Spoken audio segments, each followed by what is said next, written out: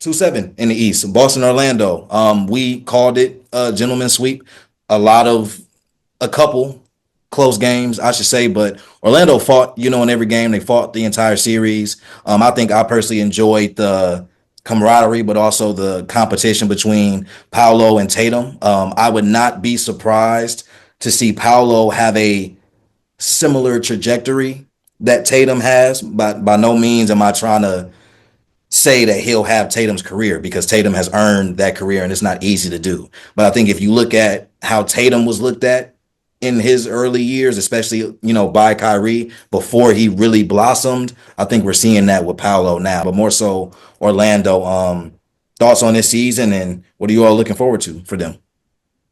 Love the physicality that they had. I think with the addition of Suggs coming back, it just adds more firepower. I'm not saying Suggs is the difference maker or X factor in a series against Boston, but I do think it makes it a lot more intriguing.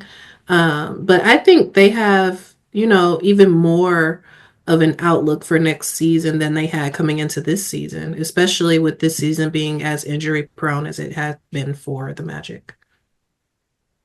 Yeah, I was gonna say it's a good callback to like early 2000s basketball. It's pretty ugly, even though they cracked hundreds. That one Orlando win, I think, is both under 100, like 95, 93. But yeah, I don't know. I like the discourse. I like seeing, like hearing Missoula saying, I like seeing him bleed. I like the discourse of him telling Jason Tatum to get up.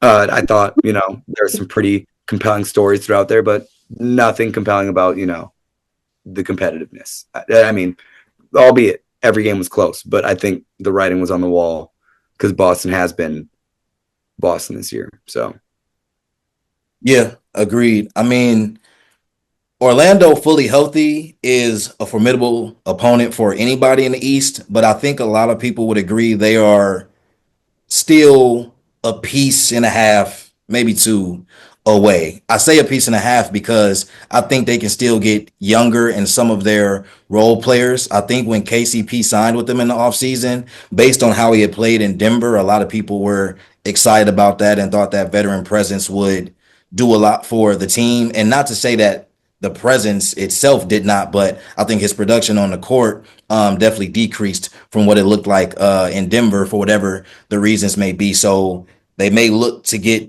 a younger player who can fill the role that he has. And I don't know if they need I'm crying. I don't know if they need a star, right? Because Paolo is a star on his way to being a star in his own right. I think Franz is a great Robin to Paolo's Batman, if that's how you want to look at it. But I will say, if they were to have the opportunity to bring in I don't know, just throwing names out here, don't think there's any validity to this. Anthony Simons type, right? Like is a player that might be considered more of a bucket or a little bit more offensively gifted than Paolo right now. It's not to say Paolo won't continue his ascension, but when I say a piece or two away, I'm thinking of pieces like that where that could make the difference in them making a large jump, similar to a Cleveland, so to say. I think they're that close in regard to having the right coaching staff, having the right core, and being that piece or two away from being serious contenders in the East. I think you're right, but I think they need like a younger KCP or a younger defensive wing, like a Thompson twin. They need a DeAndre Hunter lateral move like Cleveland did, an Alex Caruso lateral move, a Daniel Tice, like someone that's just going to fit a mold, fit a role that can support their scores. Like, I think they need to trade for a better big. I like Wendell, but I think they need an upgrade there because they're so guard heavy, or ship a couple of those guards out for, more premium, more facilitating guard as maybe a LaMelo, like someone that will run up and down with them a little bit more. So that's They get a LaMelo. I think that that was the one piece that they needed. I don't even think they need another piece after that. Yeah, I mean, LaMelo's more than likely not leaving Charlotte, but that's interesting to think about. A player of that caliber and with that skill set would definitely be great for them. I don't disagree with you about Wendell.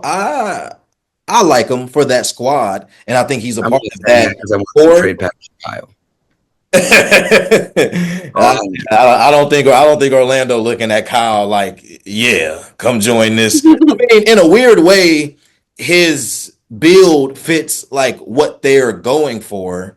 Is he a piece they want? I doubt it, but nonetheless, we don't know. Crazier No, things look at the happen. playoffs. Look at his like second or third game in Milwaukee. Right? You know what I'm saying? Look at the stretch of games right after the All-Star break. You know what I'm saying? We'll send That's you a clip. We'll send you a clip package. right. We'll send them the real. We'll send them the real.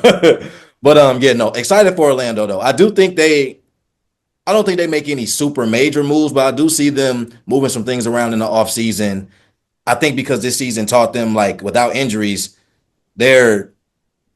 injuries, I think they were going to be a top 6 team this year for sure. So I definitely think they're not that they have the same talent, but I look at them in the same vein that I look at San Antonio, right? Like clearly the top end talent is better, but in terms of some of the mini moves they could make to just be more formidable, I see that happening for them this offseason.